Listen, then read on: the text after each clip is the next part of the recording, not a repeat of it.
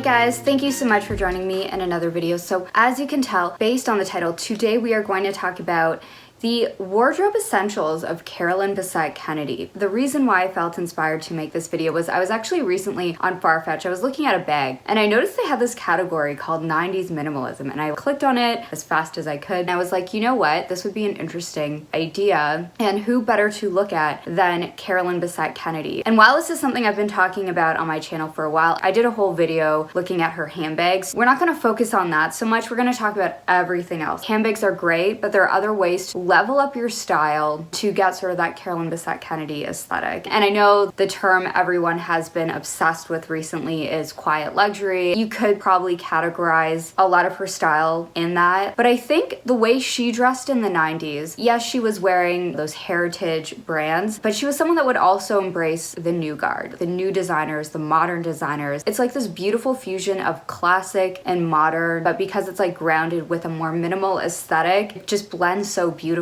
I know I've already talked about handbags, but I think one key wardrobe essential for her, she was a working woman when she met John F. Kennedy Jr., was obviously working at Calvin Klein. She needed a big bag, work bag. She had these capacious bags. Iconically, she wore the Birkin. I don't know if this is a 35. Some people have said it's probably a 40, but it's a big bag. She also had that Prada 1995 bag. Well, it wasn't called the 1995 bag. It's been reissued. These are not bags that look like clutches going to galas. These are work bags. As we've been seeing on the runways, all of these fashion houses have been offering us bigger bags so that we can go out into the world, do what we gotta do, whether it's work, travel, enjoy a weekend in Martha's Vineyard, whatever it is that you wanna do. Now that we've talked about the bags, one of her signature things that I think is such an essential if you wanna obtain this aesthetic is the white crisp shirt. And the way to achieve this is go with a men's shirt. Don't go with a slim shirt or like something that like tapers in. Go with something a little bit loose, a little bit more relaxed. Wear this to work with a smart pant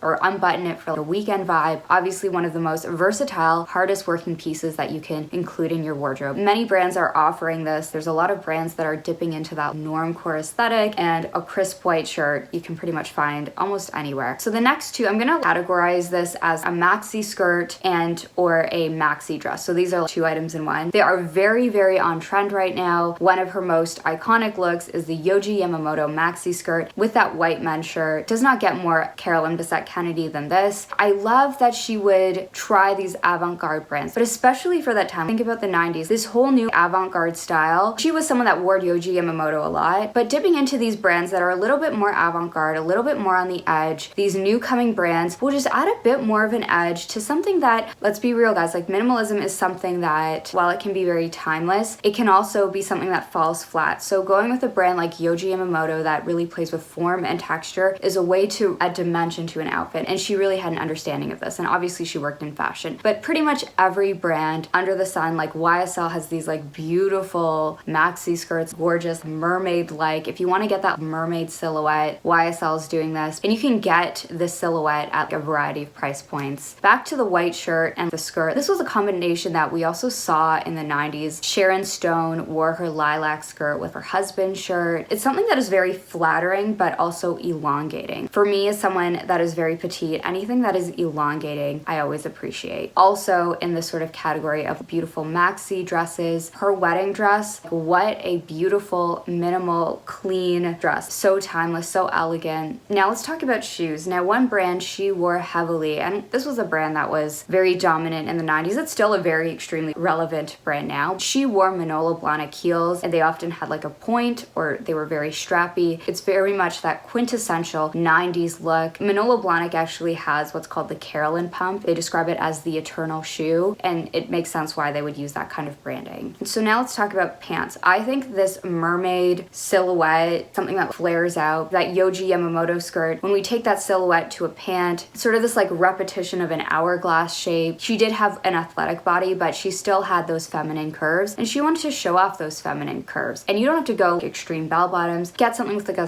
slight flare. Get it a little bit longer, especially if you wear it with a heel. I personally prefer pants that are a little bit wider at the bottom because I can wear a heel and just optically it's just very pleasing. The next wardrobe essential she wore quite often is the 3/4 length coat. The 3/4 length coat is that happy medium. Obviously these were coats with beautiful tailoring, beautiful shoulders, cinched at the waist. She would even wear a leopard print, taking a page from her mother-in-law, pair of 3/4 length coat with flared pant and a work bag. It's just a perfect formula. So the 8th item on this list is an accessory, and we're talking about these oval sunglasses, just super 90s. These are specifically from Selima Aldo's Optique. So this is a New York brand. These are made in France. These are more of a trendy pick. To be honest, like there's something about these sunglasses that kind of give us that 90s feel. And so for the next item, while we're talking about accessories, she would often wear super functional hair accessories. Think about a bandana, a headband. There's something just so in the moment, effortless. Put my hair up, put in a headband, get it out of my face. In contrast, there's not a whole lot of costume jewelry. It's very minimal. The same thing with makeup. She wasn't someone that wore a lot of makeup. And then the last item on this list, I think this kind of item is very difficult to wear now in 2023, but it does have like a huge impact. If you're going to some like really formal occasion, an opera glove just looks so chic and elegant. We are in this era of phones now. We need access to our hands, but I have been seeing gloves on the runway. I know the Row had leather opera gloves. It's one of those things that you see on the runway every now and then. It just kind of comes up. So in conclusion, I think 3 key takeaways that we can learn from her style is she was definitely somebody that was not afraid to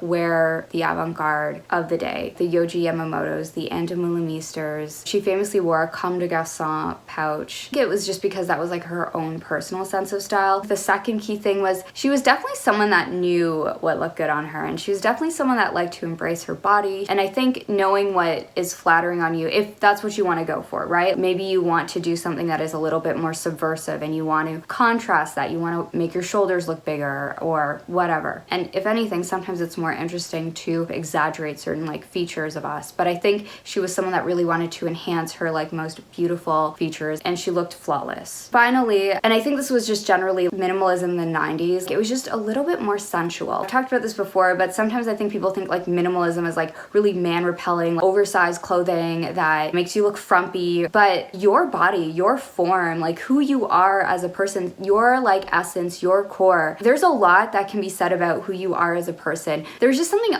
overall like very optimistic about fashion in the 90s, and I think even in the realm of minimalism you like feel that. That's my video. I would love to know, what are your thoughts on Carolyn Bessette-Kennedy's wardrobe, her essentials? Are any of these items that you have in your wardrobe? Would love to know. Thank you so much for joining, and I hope to see you in the next one. Bye.